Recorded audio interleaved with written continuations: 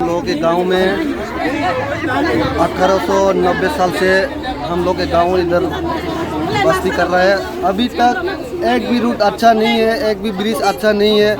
उसके बाद हम लोग वीडियो में भी एक दरखास्त तो डाला और हम लोग के पंचायत में भी डाला। उसके बाद भी हम लोग के आके बोलता है, जाके देख के बोलता है एक महीने के बाद हो जाएगा, एक साल के बाद हो जाएगा, ऐसे बोल के अभी हम लोग 130 इतना ईयर हो गए। उसके बाद भी हम लोग के रूट तक अच्छा नहीं है, ब्रिज तक अच्छा नहीं है।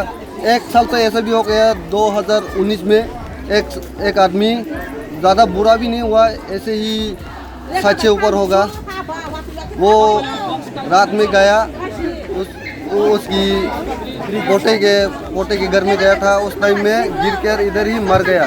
और उसके बाद सीएम सर हो गया, वो भी आके देखा और एमएलए सर भी आके देखा। उसके बाद गांव के जो पंचायत की सेक्रेटरी है वो भी जाके देखा। हम लोग ने बहुत बार कागज़ में लिख के दिया पंचायत में। उसके बाद भी हम लोग के गांव में अभी तक कुछ डेवलप भी नहीं हुआ है। तो हम लोग मजबूरी इधर रूट में आके रूट ब्लॉक करना पड़ा।